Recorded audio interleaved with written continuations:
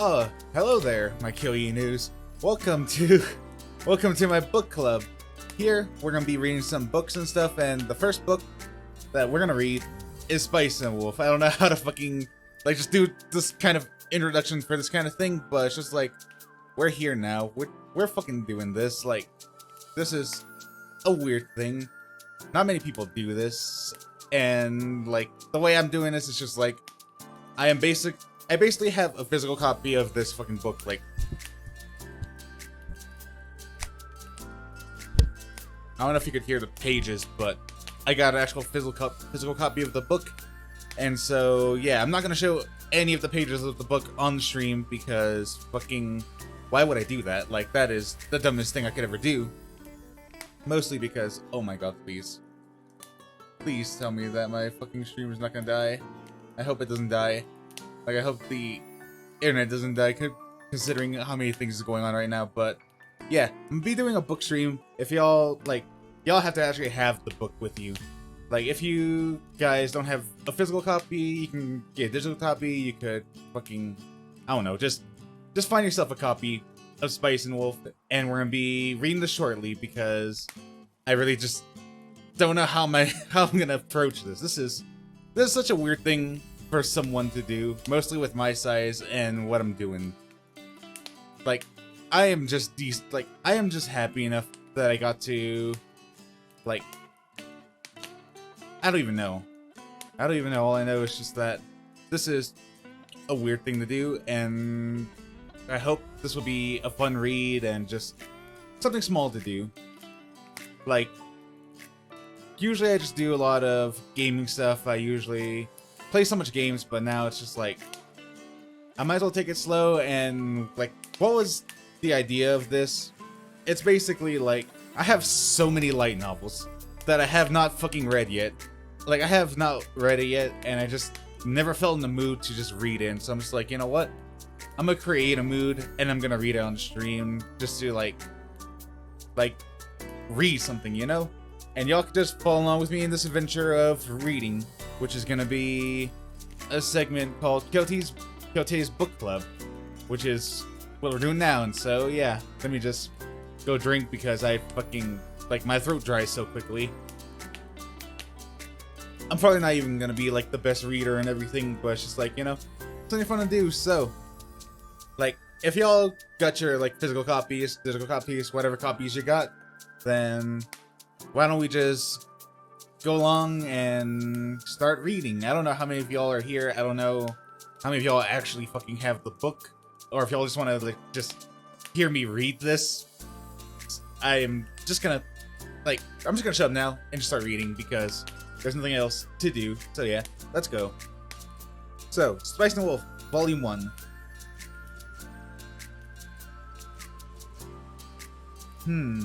"'Tis a good moon. Have you any wine?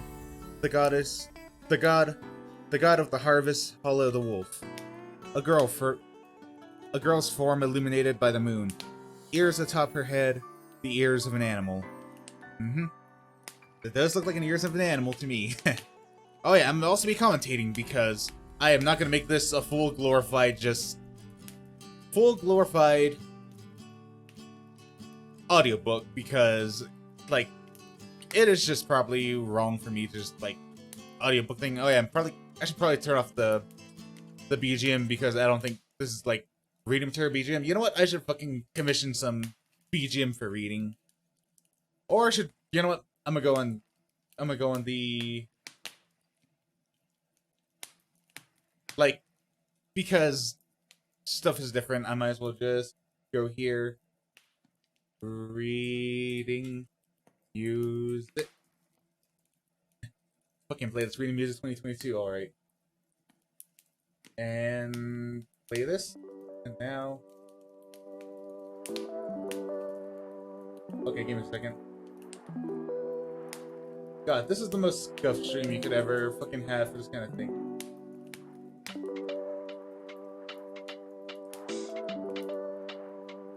You know what? That's not bad. That's not bad at all. So yeah, let's fucking continue. Why, when I was a novice, all traveling merchants were seen as monsters, yet somehow I managed to eat. Lawrence the traveling merchant. You're quite something. Zyron the mysterious merchant. Quite mysterious folk to me, like fucking, like, I don't know why, but he looks like the traveling mask salesman. Like, just looking at him, he fucking just reminds me of the traveling mask salesman. Like, I cannot unsee that now.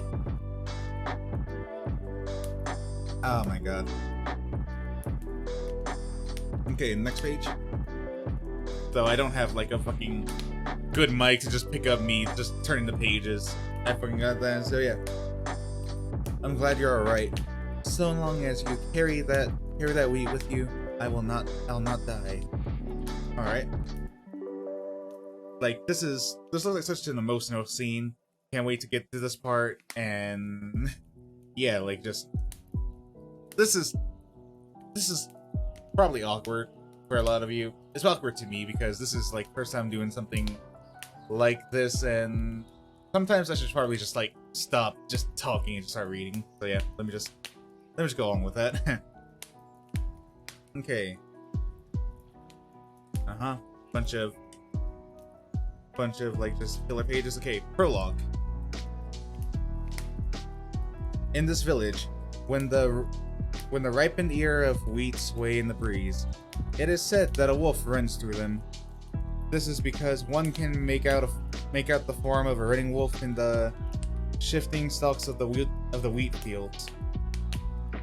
When the wind is too strong and the stalks are blown over, it is said that the wolf has trampled them. When the harvest is poor, it is said that the wolf has eaten it. It was a nice turn of phrase, but it had a troublesome aspect that flawed it, she felt. Still, lately it was a popular sort of expression, and there were few remaining who wielded it with the sort of familiarity or awe it had held in the past. Although the autumn sky was visible between the swaying stalks of the wheat, had not changed in hundreds of years. Conditions below that sky had indeed changed. The villagers who attended the wheat as the years passed lived for 70 years at the most. Perhaps it would be worse for them to go centuries without changing. Yeah. Okay, yep. Next page. Maybe that is why there is no need for them to honor an ancient agreement, she thought. In any case, she knew she no longer had a place here. The mountains that rose in the east caused the clouds over the village to drift mostly north. She thought of her homeland beyond those drifting clouds and sighed. Returning her gaze from the sky to the fields, her eyes fell upon her magnificent tail, which twitched just past her nose. With nothing better to do, she set to grooming it. The autumn sky was high and clear. Harvest time had come again. Many wolves were running through the wheat fields. Interesting. That is just prologue. Okay, so what to dissect with this whole prologue? I do not know. I am not a literary person, so I cannot give like really good insights on some of this shit. Though I don't know, like, if y'all will be here for insights on that shit, but yeah, let's continue. So, chapter 1. So, this is the last then. Looks like looks like 70 pelts. On the nose. Always a pleasure. Hey, anytime.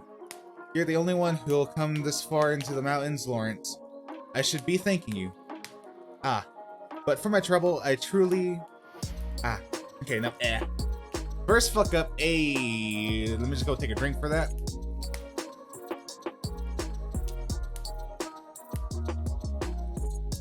You know what, I just looked up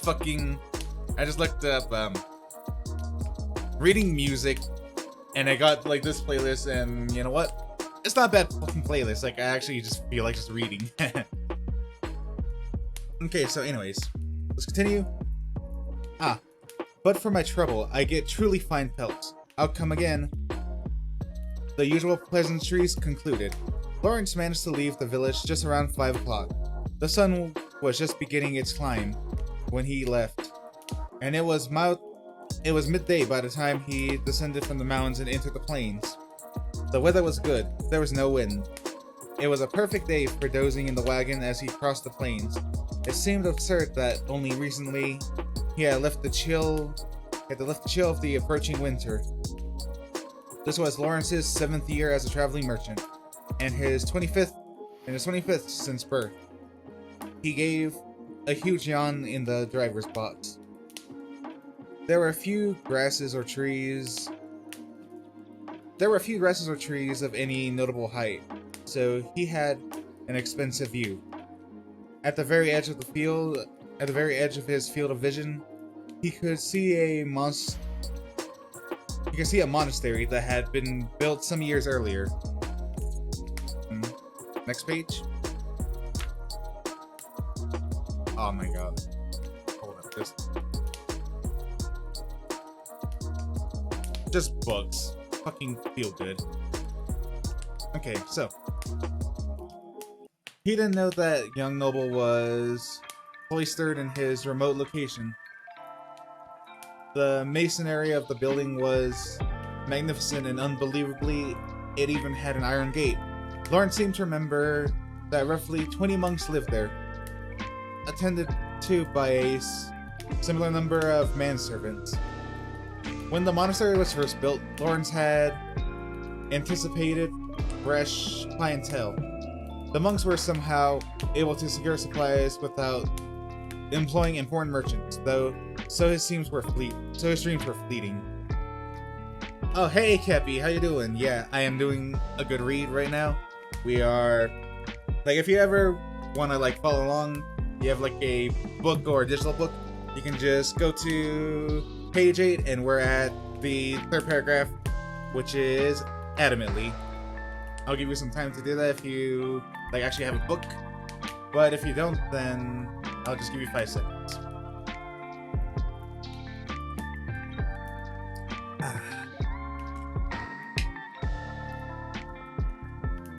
Alright, let's continue. Adamantly, the monks lived simply, tilling their fields, so trade with them would be not especially profitable. There was another problem in that they would probably solicit donations and leave their bills unpaid. As far as a simple trade went, they were worse partners than out-and-out thieves. Still, there were times when trade with them was convenient.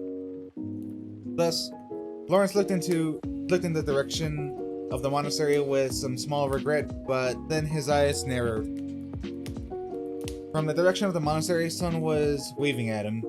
What's this? The figure did not look like a manservant. They wore dark brown clothes.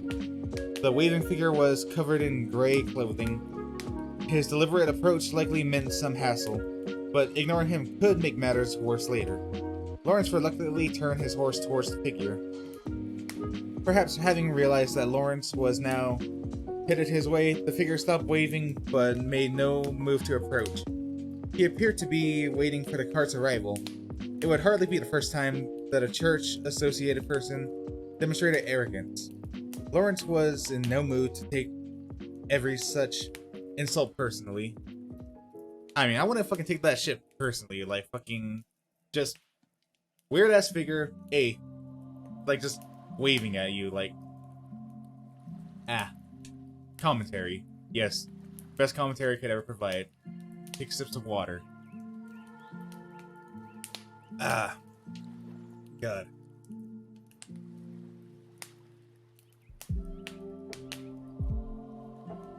I really wonder how far I'm gonna fucking get into. I'm wondering how far I'm gonna get into the fucking book by the end of this stream, because, like, 15 minutes to the session, we're just like 8 pages in, I guess.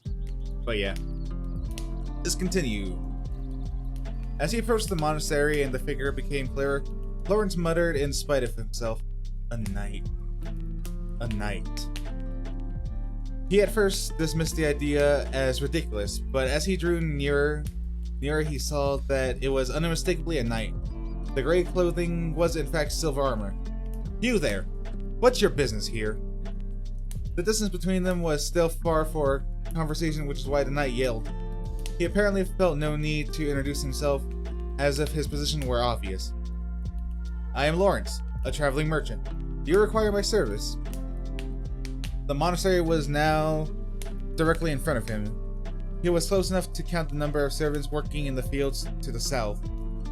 He also noted that the knight in front of him was not alone. There was another one past the monastery, perhaps standing guard. A merchant? There's no town in the direction you came from, merchant, said the knight highly. Oh wait, hotly? Said the knight hotly. Okay. Sticking out his chest as if to display the golden cross that was engraved there. But the mantle draped over his shoulders was gray, indicating a knight of low rank. His blonde hair looked freshly cut, and his body did not look as if he had been through many battles. So his pride most likely came from being a new knight. It was important to deal with such men carefully. They tend to be excitable. Man, I bet they fucking would be excitable, like, just first day on the job. Hey, you, the fuck you doing? Like, imagine just, like, provoking a knight on the first job. It's like cops on the first day of their job. It's just like, they're happy, but, like, without, like, proper discipline and stuff, they will be mad fucking trigger happy, you know?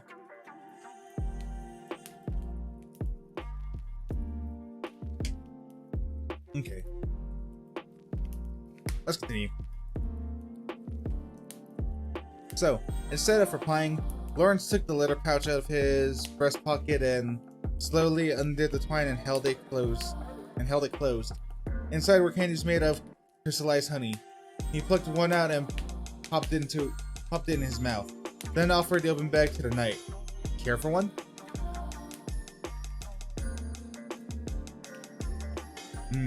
Said the knight, hesitating momentarily before his desire for the sweet candy won out.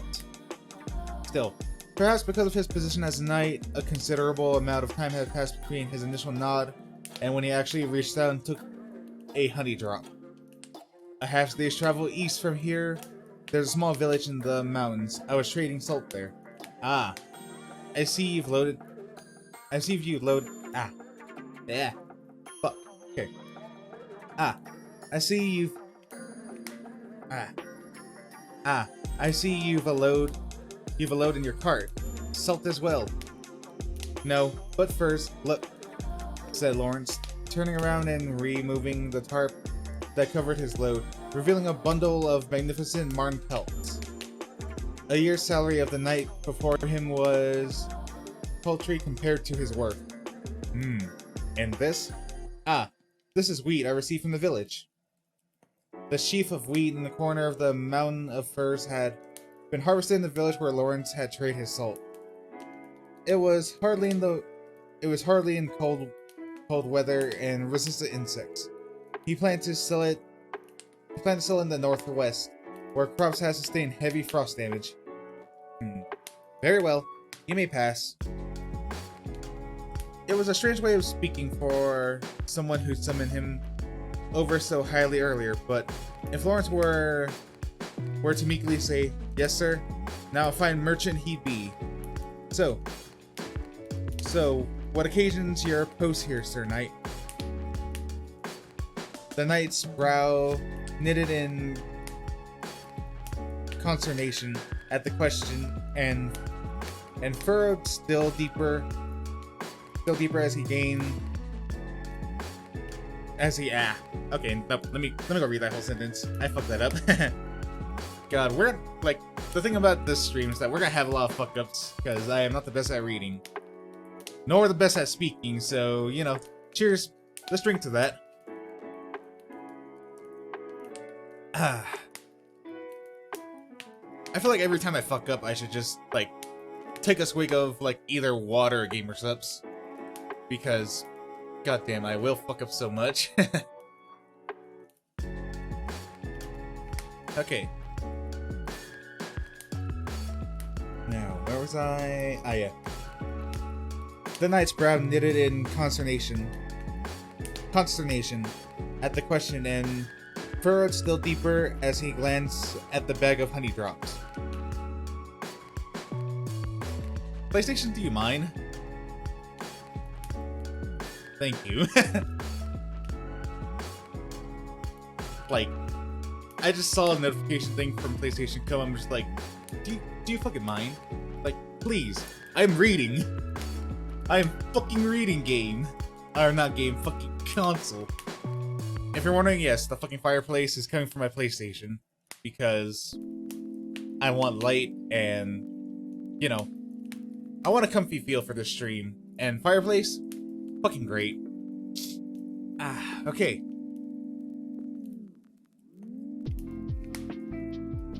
He was well and truly caught now. Lawrence undid the bag string closure and plucked out another sweet, giving it to the knight. Delicious. I should thank you. The knight was being reasonable. Lawrence inclined his head gratefully, using his best trader smile. PlayStation's trying to sabotage. I know, fucking, like, there's gonna be a point where I'm probably gonna say some, like, keywords accidentally, and PlayStation's gonna try to open the game. Like, it's gonna fucking happen. I don't know when, I don't know how. It's gonna fucking happen. Okay, page 11. The monks have caught wind of a big pagan festival that's approaching. Thus the increased guards. Do you know anything of the festival? If his face had betrayed any hint of disappointment at the exclamation, calling it a third-rate performance would have been generous. So Lawrence only affected a pained expression and answered, "Sadly, I know nothing." This was, of course, a huge lie, but the knight was just as mistaken, so there was nothing for it. Perhaps it truly is being held in secret, then. Pagans are a cowardly lot, after all. The knight was mistaken. It was amusing, but Lawrence merely agreed and took his leave. The knight nodded and thanked him again for the honey drops. Undoubtedly, they had been delicious. Most of the knight's money went to equipment and lodging. Even an apprentice cobbler lived a better life. It had surely been a long time since the knight had eaten anything sweet. Not that Lawrence had any intention of giving him another piece. Still, a pagan festival, they say. Lawrence replied the knight's words to himself once the monastery was well behind him. Lawrence had an inkling of what the knight was talking about. Actually, anyone from this area would know about it, but it was no pagan festival. For one thing, true pagans were further north and further east. The festival that had happened here was hardly something one needed knights to guard against. It was a simple harvest festival of the sort, to be found nearly everywhere, or nearly anywhere. True, this area's festival was somewhat grander than the typical celebration, which is probably why the monastery was keeping an eye on it and reporting to the city. The church had long been unable to keep control over the area, which undoubtedly made it all the more nervous about goings on. Alright, that sounds understandable.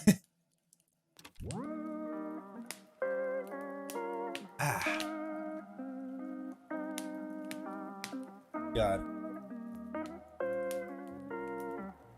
Like, I don't know why, it feels so just comfy and all to just do this stream. Like, it really just feels comfy and it just, like, it's a very good, you know what? I'm probably gonna do this weekly. I will do Kyote's book club weekly, because one thing is that sometimes I just need to sit down, feel comfy, have the fireplace up, have some like very chill music, and just read a book, you know? Like some people we'll most likely need that because, like, there's so much stress in the world. There's, like, just so many things to do. And just doing this feels fucking good. Like, it feels so good. Like, this is a true refresher. Like, true refreshing things to do. And I'm glad I just, like, decided to do this. Okay. Let's continue. Let's continue. Page 12, first paragraph. Indeed, the church has been eager to hold inquisitions and convert heathens, and clashes between neutral philosophers and theologians in the city were far from rare. The time when the church could command the populace, unconditional submission was vanishing. You know what? I'll do something too, because, like, there are some words I am unfamiliar with pronunciation. So, what am I gonna do? I am gonna open another browser. And in this browser,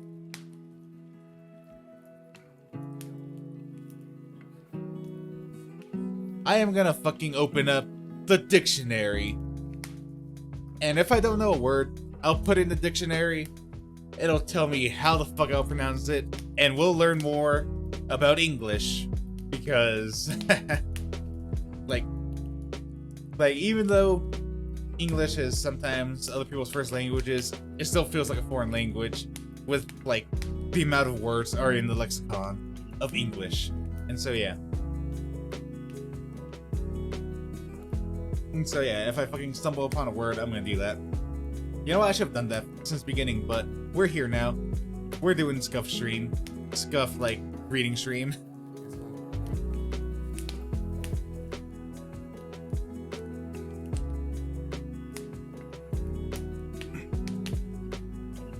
Just let me drink some water.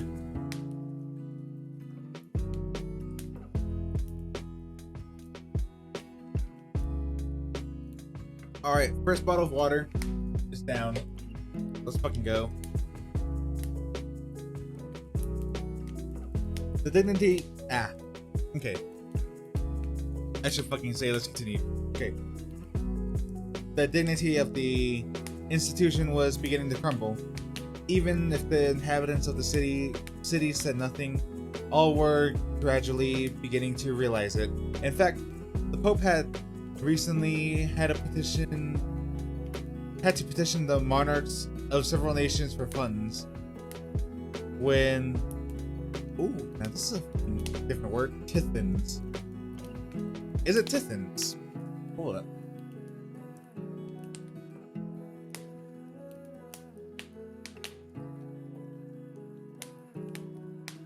Or Tithes.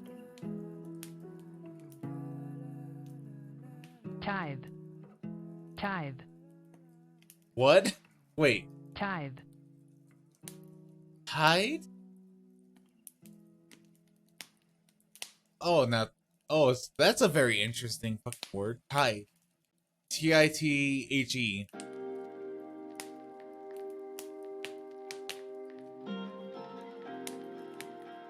Okay.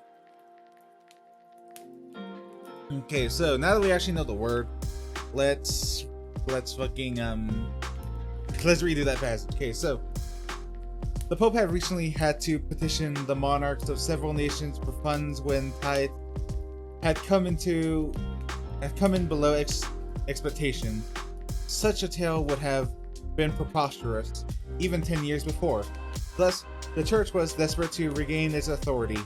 Business everywhere will suffer, said Lawrence with a rueful smile, popping another honey drop in his mouth. Hi. That's a fucking word you don't see every day. Okay, so tithe. Like the first definition is sometimes tithe, the tenth part of agricultural produce or personal income set apart as an offering to God, or for works of mercy, or the same amount of regard as an obligation or a tax for the support of the church, priesthood, or the like. Basically, just donations are taxed that are not money. Like, donations and shit that's like agriculture or personal income that would just go to a church. Interesting word.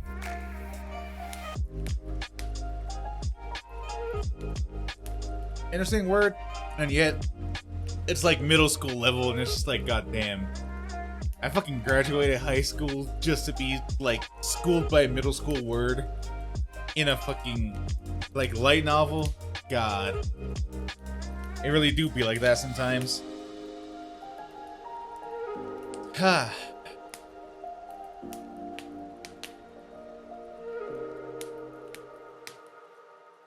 Okay, let's continue. The western skies were more beautiful golden hue than the wheat in the fields by the time Lawrence arrived in the plains.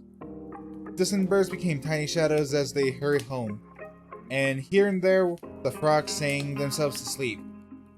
It appeared that the wheat fields had been mostly harvested, so the harvest festival would undoubtedly begin soon, perhaps even as soon as the day after tomorrow. Before Lawrence laid the expenses of the village of Paslow's fertile wheat fields, the more abundant... Okay, hold up. Before Lawrence laid the expenses of the village of Paslow's fertile wheat fields, the more abundant the harvest, the more prosperous the villagers. Yeah. God, my tongue. I swear to God, it needs to fucking read better. Okay. Furthermore, the noble who managed the land, one Count Arendot, was a famous... Okay. Furthermore, the noble who managed the land, one Count Arendot, was a famous area eccentric who enjoyed working in the fields himself. Naturally, the festival also enjoyed his support, and every year it was a riot of wine and song. Lawrence had not once participated in it, though unfortunately outsiders were not permitted. Alright, that's interesting. That's a full like tradition, like village tradition thing where it's just like a full harvest, but not only that, but like a famous noble participating like inside the wheat fields. Like, interesting.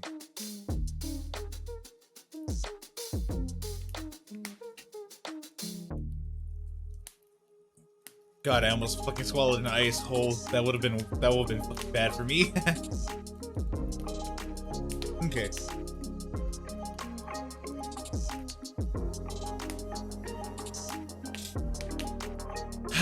Okay. Let's continue. Ikuzo. Ho there, good work. Lawrence called out to a farmer driving a cart, keeping high with the wheat in the corner of one of the fields. It was well-ripened wheat. Those who had invested in wheat futures could breathe a sigh of relief. What's that? No. What's that? Why don't you tell me where to find Yare? Lawrence asked. Oh, Yar'll be over yonder. See where the crowd is gathering? That field. Okay, hold. Oh, Yar'll be over yonder.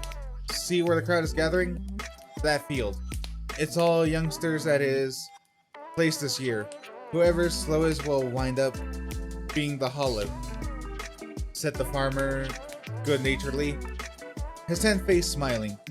It was the kind of guileless smile a merchant could never manage. Lawrence thanked the farmer with his best trader smile, and turned his horse towards Yare's place. Just as the farmer had said, there was a crowd gathering within its confines, and they were shouting something. They seemed to be making sport of a few who were still working the field, but it was it was ridicule at their lateness. The jeering was part of the festival. As Lawrence lazily approached the crowd, he was able to make out their shouting. There's a wolf! A wolf! A wolf lies there. Who will be the last to catch the wolf? Who? Who? Who? The villagers shouted. Their faces so cheerful, one wondered if they were drunk. God, I really do feel I don't know why. Fucking just the idea of just like, ah, yes, they're so happy. Like they're like this whole crowd is just happy, a little too happy if you ask me. They're all probably fucking drunk, you know, fucking just drank too many booze, drink some of the fucking like just heavy shit, you know, having a good time. Okay, let's continue.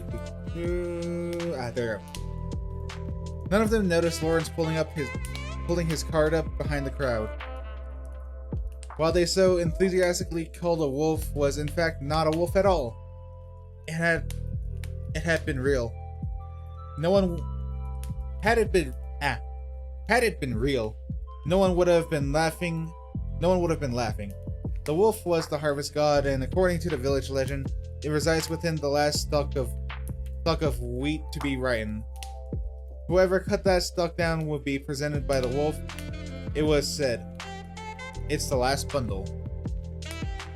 Oh god, hold up. Okay. Let me take the time to stretch because god.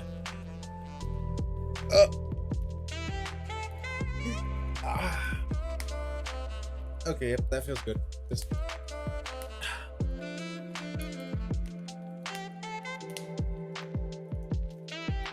Okay, yep, there we go.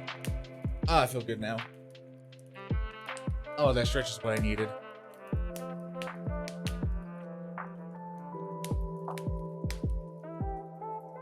Okay.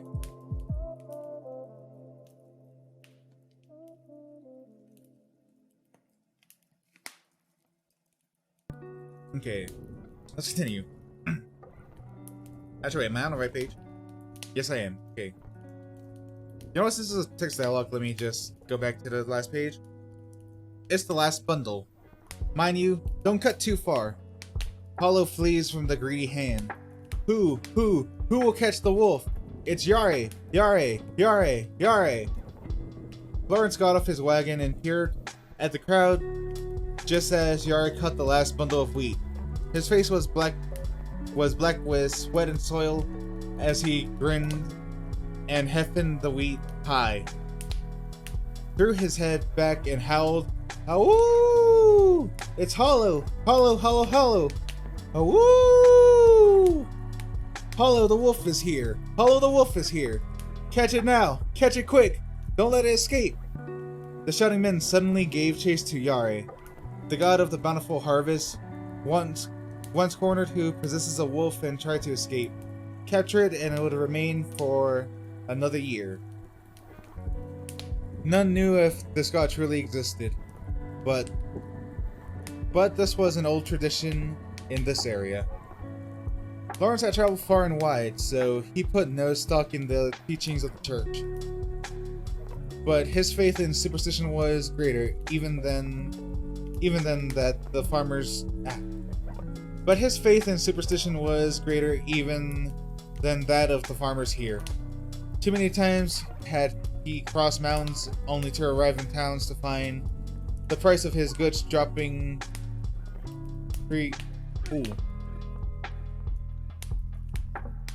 precipitously. Okay, I cannot read that. Let's fucking go to dictionary because I cannot read. I cannot read.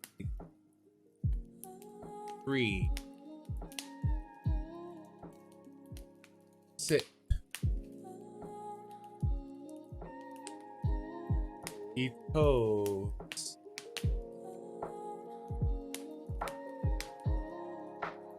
Toast. Oh my god. God damn it. Okay, give me a second. Oh, it's a high school word too. High school level word. That's interesting. Okay, first things first. There we go. So, let's see how it's said. Precipitous. Precipitous. Okay. Precipitously. Okay. Of the nature of or characterized by precipitous. Okay. Okay, whatever you say, dictionary. Fucking you and your magic words. Magic words that I don't understand, even though I should understand. But then again, I am a dumbass, so take it how you will.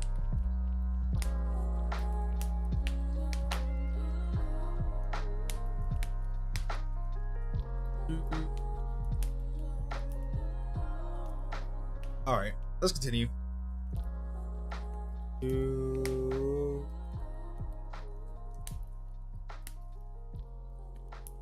There it is. Okay.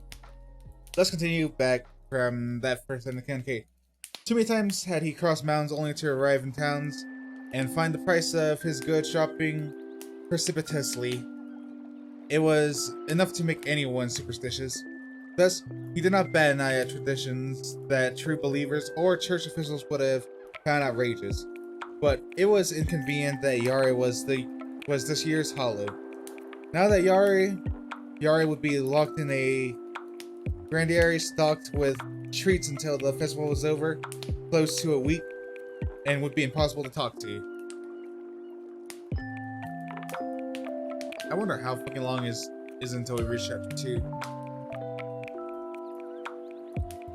You know what? Let me go back to the context. Okay. Page 45. Where are we at? 14.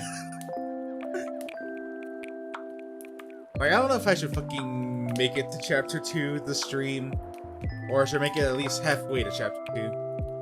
What do y'all think? You know what? I finally get to fucking use this. I finally get to fucking use this feature on Twitch. Because fucking actually, can't I even find the feature? Ah, there we go. Okay. Okay. Give me a second, I need to fucking start typing.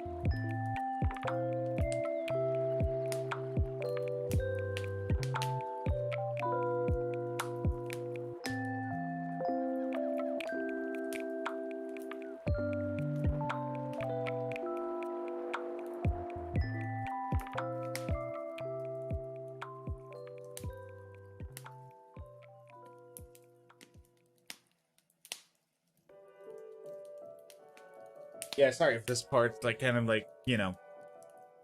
But I'm just trying to set up one thing. Give me a moment.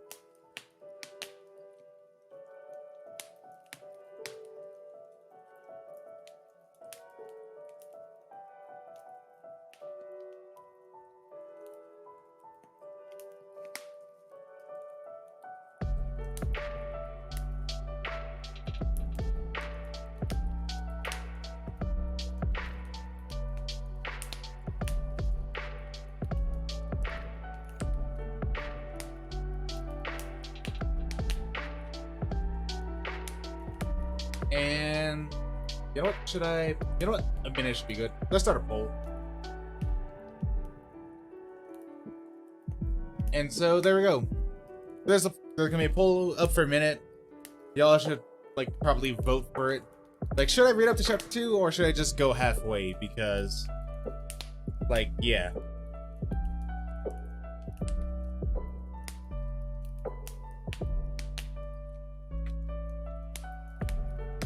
Like, I truly kind of wonder. Like, I wonder how many people are here to actually fucking vote for this. Probably not that much, but you know what? Like, the people's word are more important to me than just, like, anything, so, yeah. Like, it doesn't matter if 1 people vote or 100 people vote. Like, it's just, like, I need some feedback. Oh, yeah, fucking... Let me just say, like, the Twitch app is finally fucking working now on the phone with, like, chat and stuff. and it hasn't disconnected, so that is a good win for me. That is a big W. And I think the poll has ended, so let me go check the results. Oh my god, why the fuck does it take me to a... Yeah. Ah, no vote. It really do be like that. Well.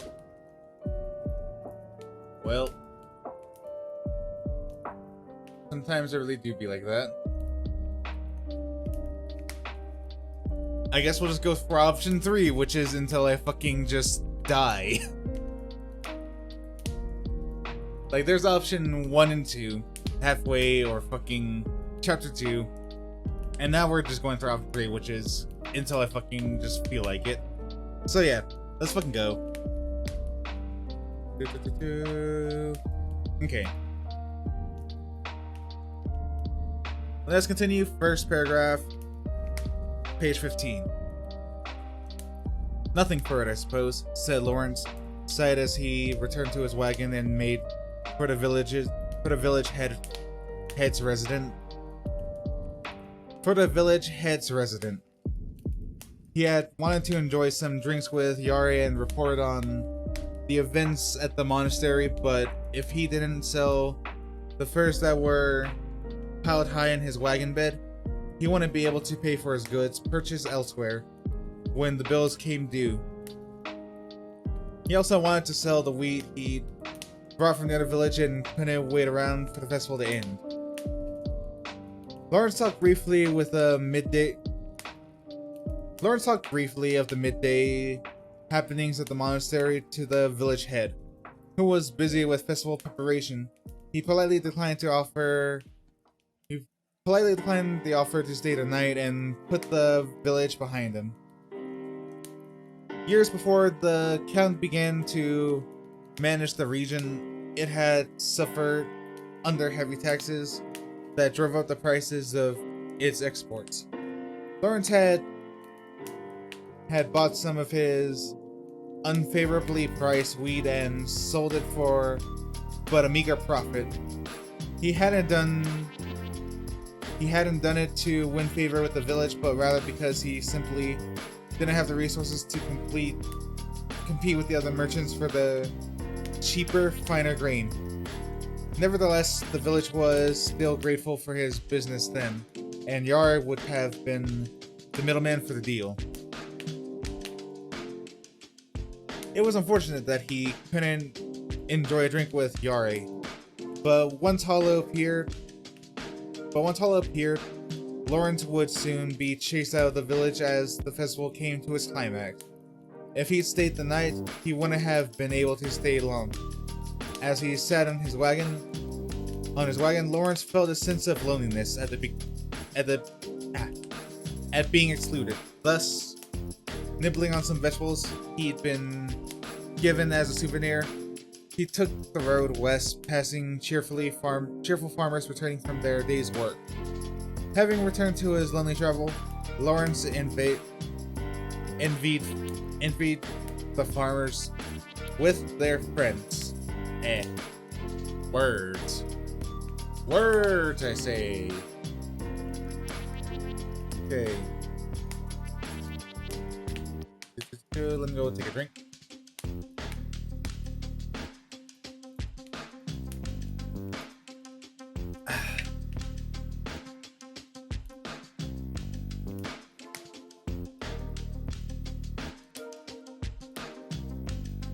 I should probably open the next bottle of water. Just prepare.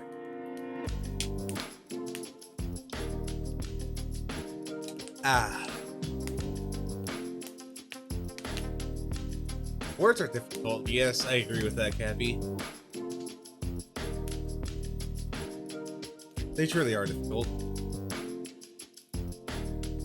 It's not even pronouncing them, no, it's just like how your fucking tongue moves to like actually just get it out of your mouth, you know?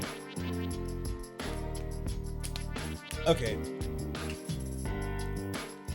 I think that's good enough. Small break. Let's continue. Page 16, first paragraph, I guess. Lawrence was a traveling merchant and 25 years old. At 12, he apprenticed under a relative, and at 18 he set out on his own.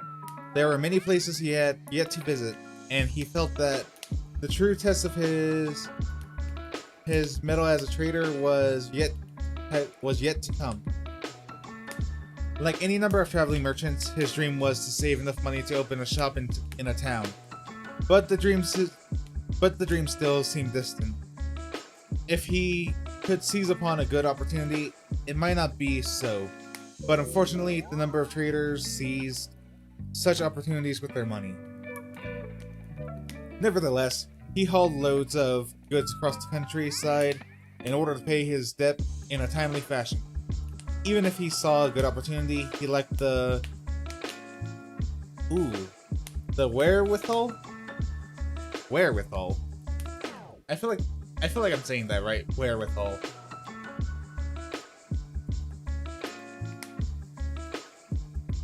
Let me go see if I actually said that right. It depends if I can fucking spell it white. Spell it white. It depends if I can spell it white.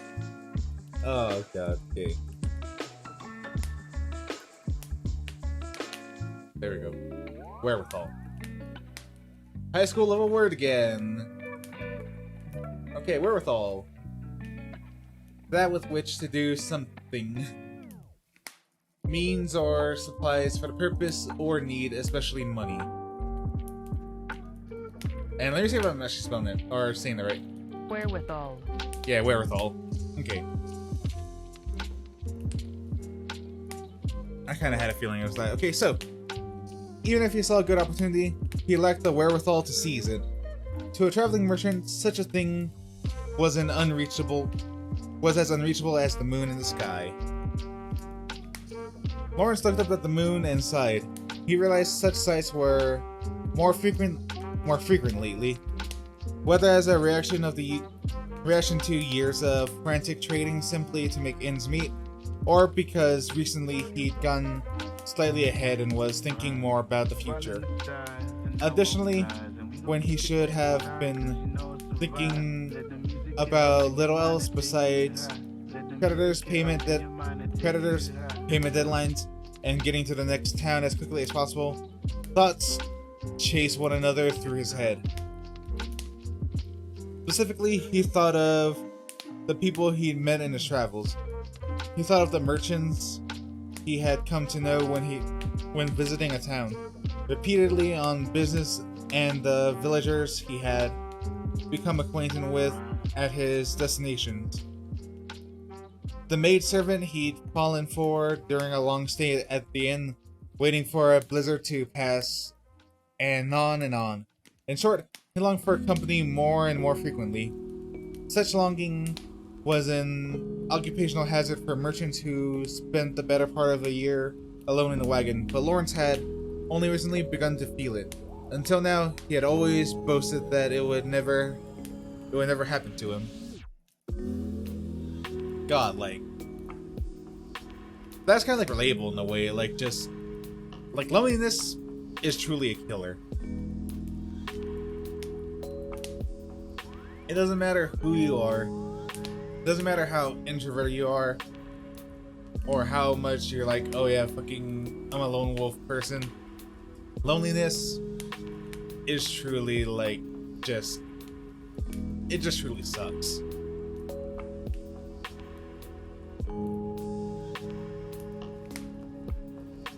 I don't think I have anything more to go with this statement, but just like overall conclusion, loneliness sucks, and I'm glad to have y'all with me.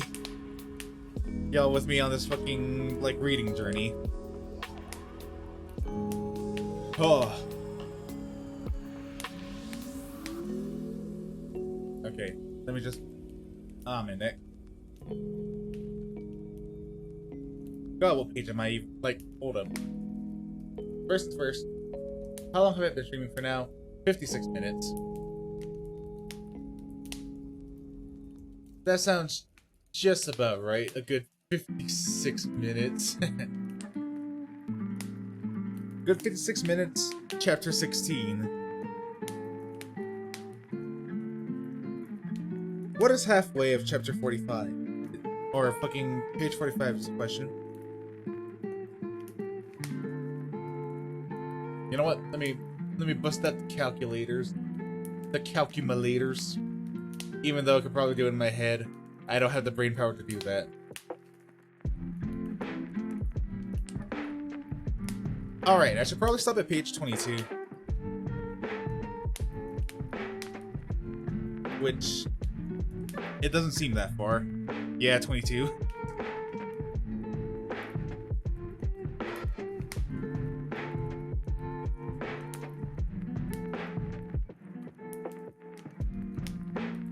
Like, I wasn't expecting much out of this fucking, like, playlist, if I'm being honest. Like, I literally just typed in fucking reading music. This first playlist comes up and I'm just like, God, you know what? You will do. And it has been just comfiest beats I've ever heard, and I'm just like, yeah, this feels good. This feels good. Okay.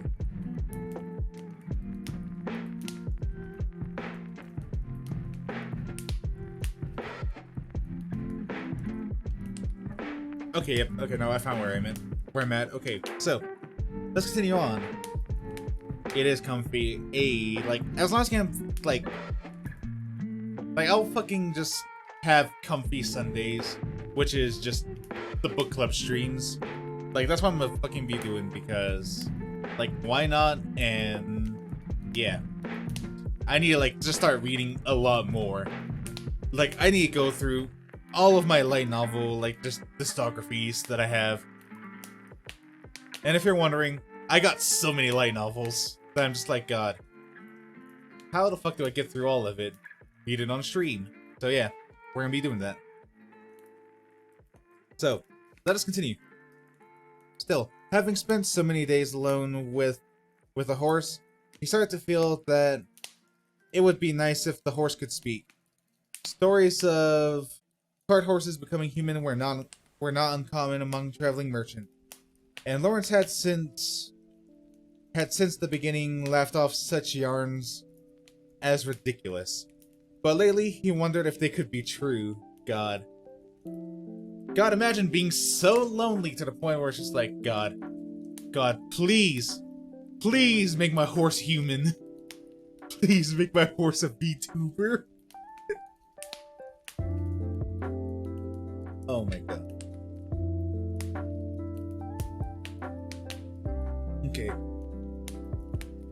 Okay.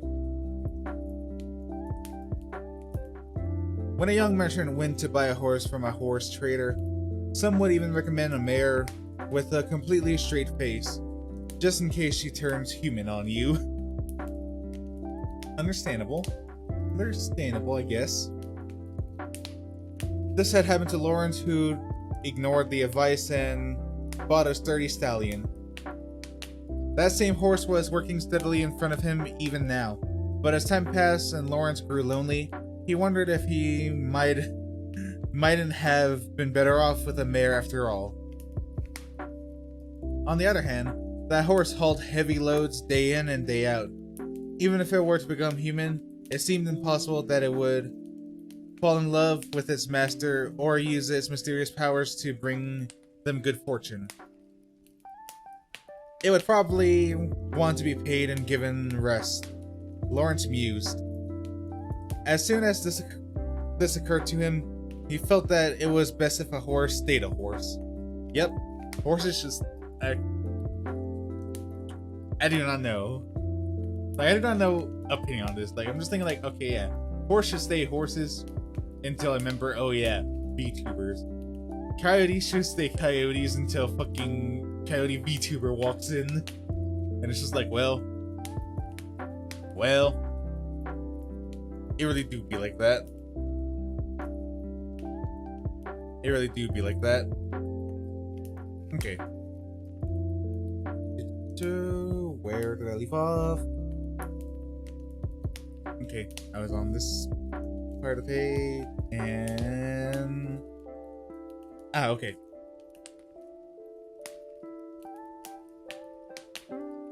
Okay, now I felt it, okay. I found it.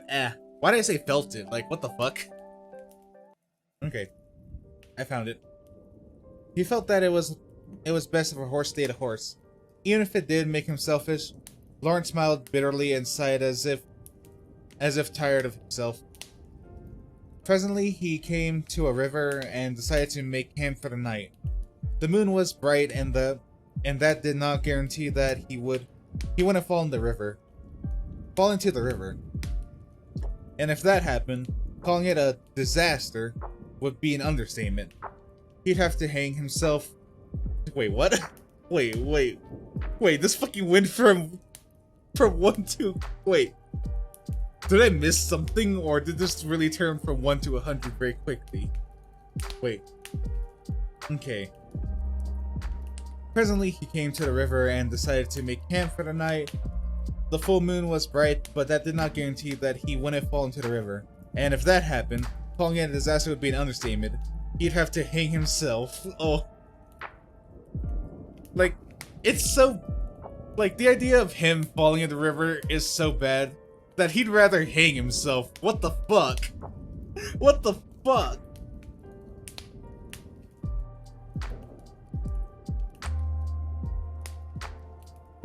I had to take a step back and reread that passage.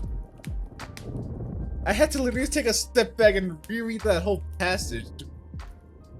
I did not fucking remember that when I first read this way long ago. Okay. You fucking do you, Lawrence, alright? That kind of trouble he didn't need. Lawrence pulled back on the reins, and the horse stopped at the signal, heaving 2 or 3 sighs as it realized its long-anticipated rest was here. Okay. Oh wow, fucking... okay. I just realized where fucking page 22 is, and I'm just like, ah, yes. Ah, yes. Okay.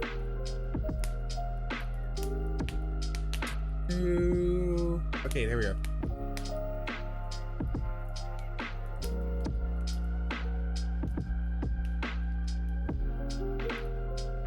Okay.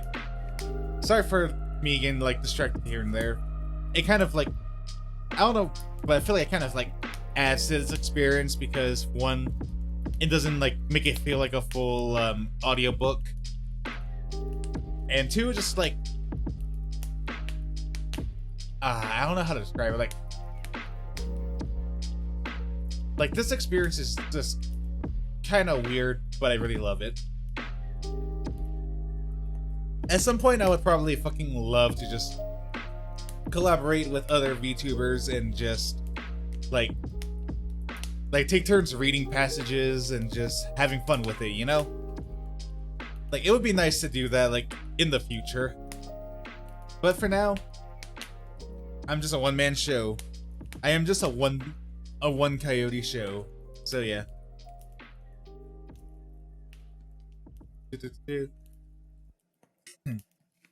Yeah, that would be fun.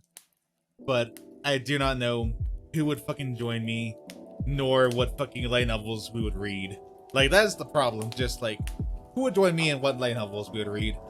Because I have so limited amount of light novels, and I don't know if the person I would be collaborating with would have a light novel with them, whether physically or digitally.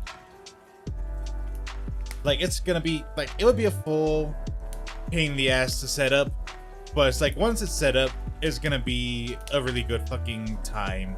You know what I mean? It would be a really good time. But anyways, let me continue on before we keep going on tangents. Technically, going on tangents is still, you know, good.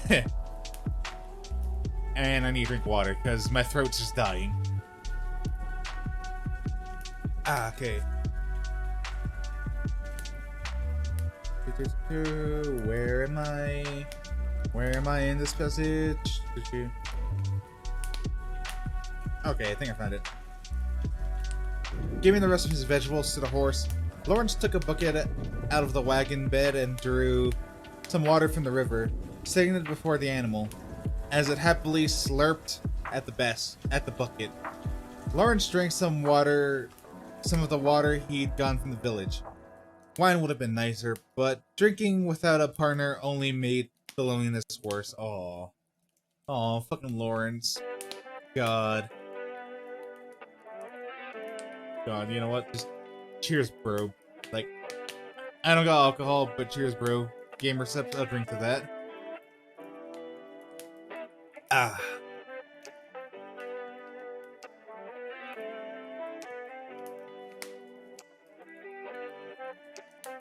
Okay. There's no guarantee he wanted to get staggering drunk either. So Lawrence decided to go to bed. He half-heartedly nibbled on vegetables most of the way, so he had only a bit of beef before hopping back into the wagon bed. Normally, he slept in the hempen tarp that covered the bed, but tonight he had a wagon load of marten pelts, so it would be a waste not to sleep in them. They might make him smell a bit beastly in the morning, but it was better than freezing. I mean, understandable. Having that beast smell would be better than just fucking freezing. Like, just full on just freezing. God, I wonder... You know what? No. We ain't gonna go into that subject of just beast smell. Okay. But jumping right into the pelts would crush the wheat sheaf, so in order to move them aside, he whisked the tarp off the wagon bed. The only reason he didn't shout was because of the sight that greeted him was flatly unbelievable. Apparently, he had a guess. Hey. Lawrence wasn't sure his voice actually made a sound. He was shocked and wondered if the loneliness had finally broken him, and he was hallucinating. But after he shook his head and rubbed his eye, his guess had not disappeared. The beautiful woman sleeping so soundly it seemed a shame to wake her. "Hey, you there," said Lawrence nonetheless, returning to his senses. He meant to inquire what exactly would motivate someone to sleep in the wagon bed. In the worst case, it might be a village runaway. He didn't want that kind of trouble. Came the girl's defenseless response to Lawrence, her eyes still closed, her voice so sweet that it would make a poor traveling merchant accustomed only to the brothels of the city, lightheaded. She had terrifying allure despite her obvious youth. Nestled there in the firs and illuminated by the light, Lawrence gulped once before returning to reason. Given that she was beautiful, if she was a prostitute, there'd be no telling how much he could be taken for if he was to do so much as touch her.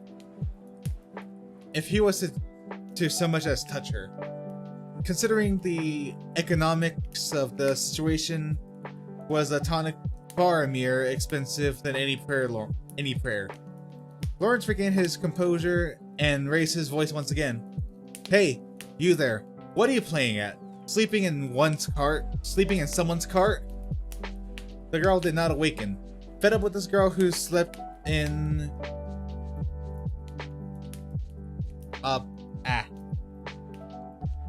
Obstinity? Is that what obstinity? Hold up, let me drink first, cause thirst dying again. Okay. Obstinity. Let me go fact check that before I just...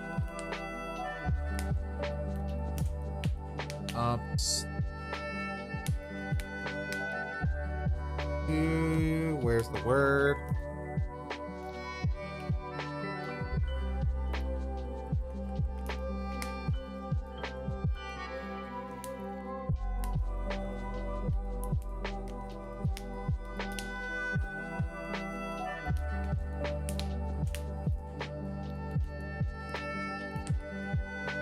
Okay.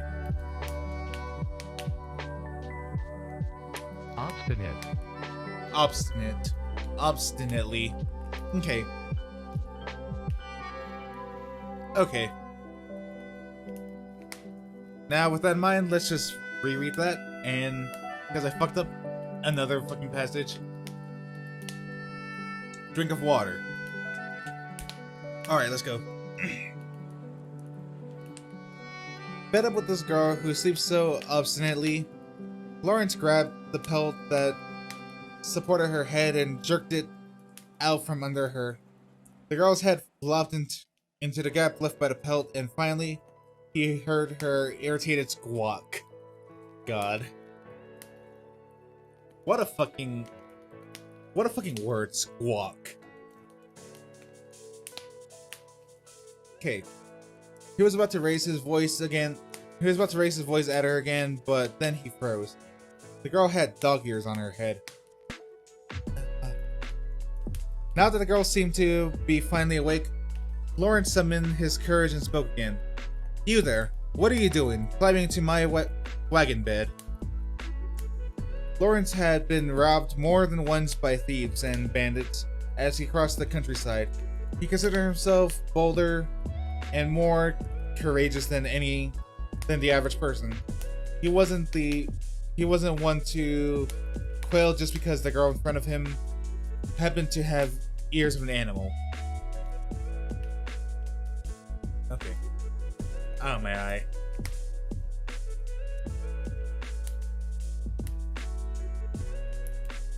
God, we're almost there. We're almost there. Fucking page 20. Let me just go do a stretch for a moment, because God.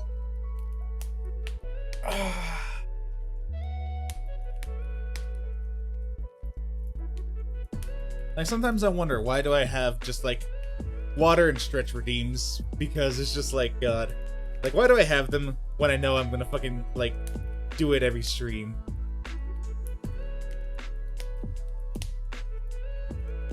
I say that, and yet there was just like this one stream where I really got dehydrated because I forgot to literally drink, and I was so focused into the game.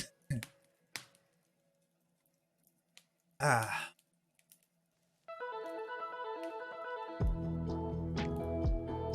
Okay.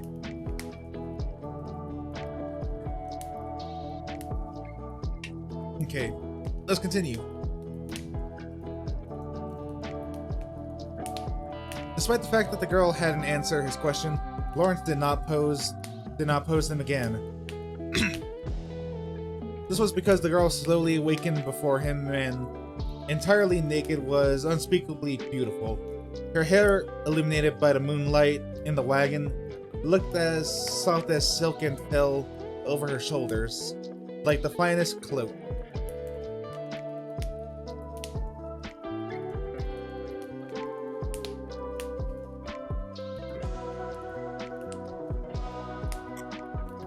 God, sorry for that. It was just like, I had a really bad cough with that, because throat's dry. Okay. The strands that fell down her neck to her collarbone drew a line so beautiful it put the finest painting of the Virgin Mary to shame. Her supple arms were so fine they seemed carved from ice. And exposed now in the middle of her body were two small breasts. So beautiful they gave the impression of being carved from some inorganic material. They gave off a strangely vital scent, as if housed within her arresting charm was a warmth. But such a fascinating spectacle could just as soon go away, or go awry. The girl slowly opened her mouth and looked skyward, closing her eye, and she howled. Ooh! Lawrence felt a sudden fear. It blew through his body like a wind. The howl was the song of a wolf. The howl was the song of a wolf would use to call his comrades to chase and corner a human. This was no howl like Yare had uttered earlier. It was a true howl, Lawrence dropped the bite of his beef from his mouth. His horse reared startled.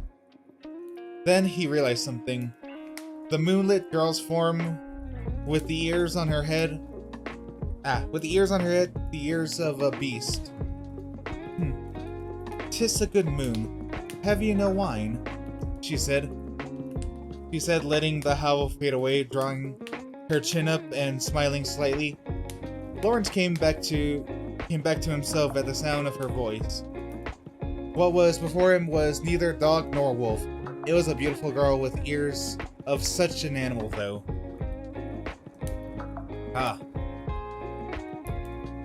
Like 2 more pages left, and then we're fucking good.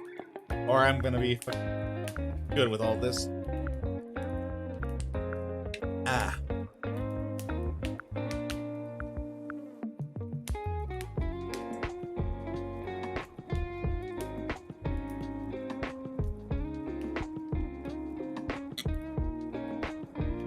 Oh, give me a second.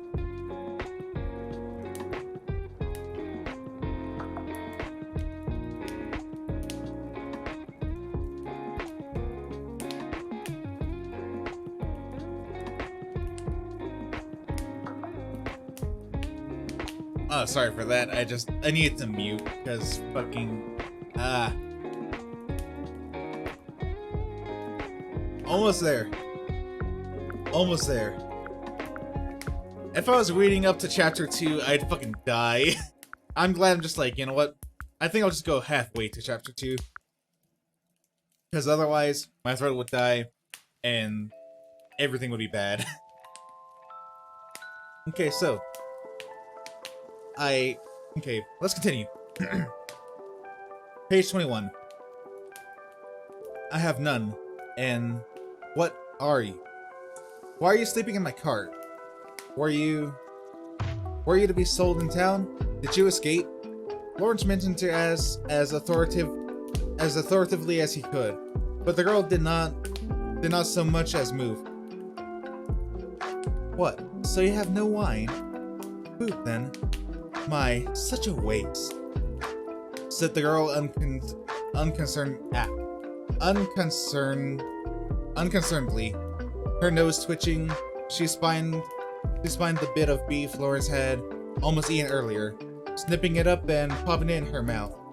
As she chewed, Lawrence did not fail to note the 2 sharp fangs behind the girl's lips.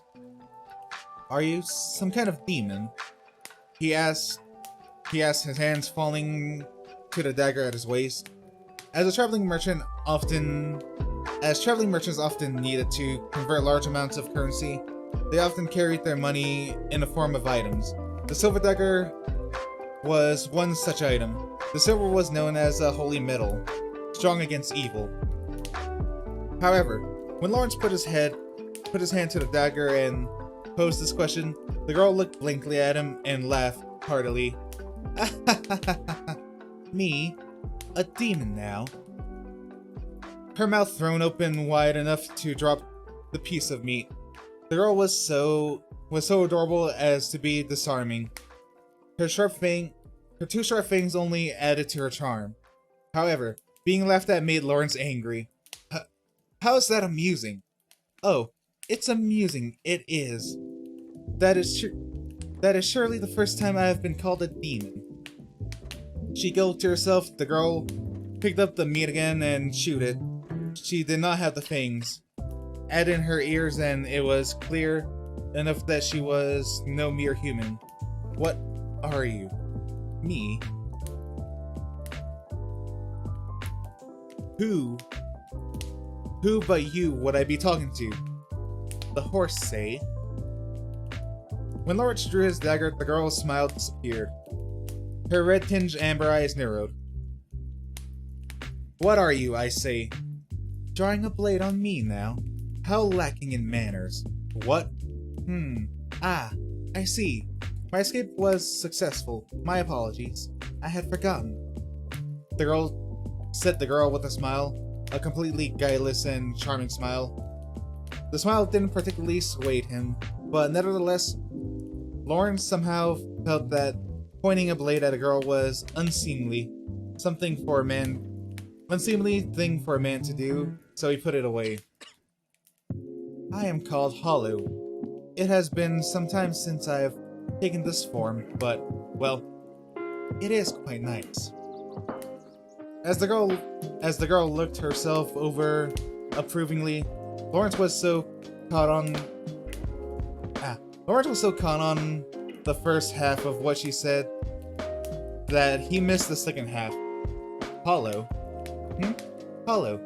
A good name, no? Lawrence had traveled far and wide over many lands, but there was only one place where he heard that name. None other than the harvest god of the village of Paslow. What a coincidence.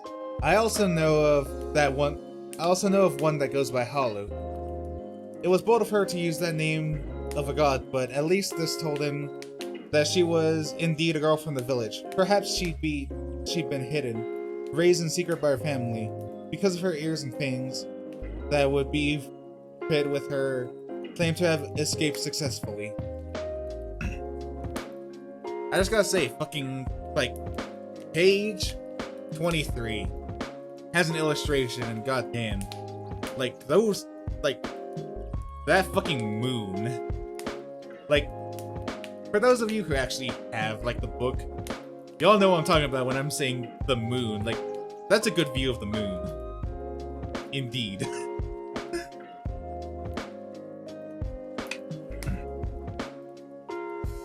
Lawrence had heard talk of abnormal children like this being born. They were called demon children, and it was thought that a devil or a spirit had possessed them at birth. If the church discovered them, they, along with their families, would be burned at the stake for demon worshipping. Such child were thus either abandoned in the mountains or raised in secret. And that is where we're gonna end the stream. Should I end the stream here? Or should I go... You know what, no. I'm in the stream here because, like... God, like... Oh my god, why did I fucking do that? Actually, you know what, no. I'm past fucking... Okay. I know where I'm at on the fucking book. And so, yeah, fucking... Oh my god. Reading in stream, so weird. Like, it feels like a weird concept to me, but it's just like, it was very comfy and just, like, doing small streams like this, I kind of enjoy. Like, I will not lie about that. I actually enjoyed, like, reading this.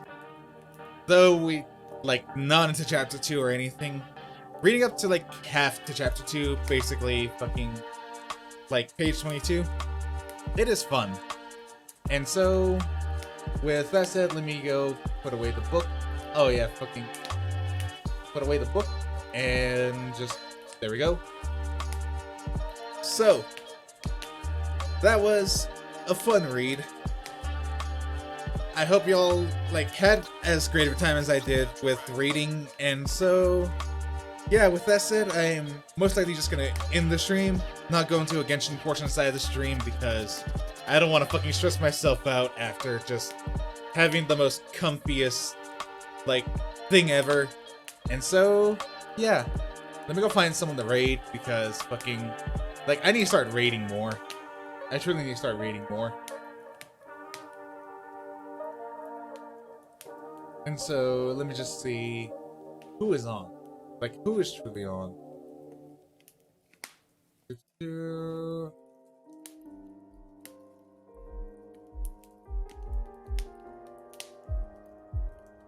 know what? Let me go raid Wolf Dad.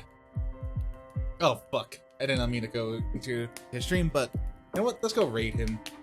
This is gonna be my first raid on fucking Wolf Dad's, like, stream, so let's fucking do it.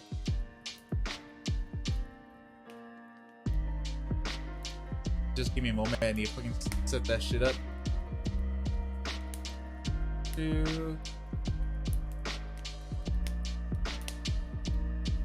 There we go.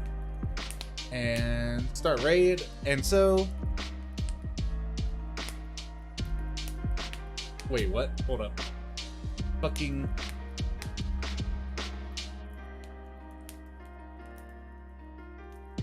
Unless his stream just fucking ended. Had it ended, or is it still going? No, it's still going. Okay.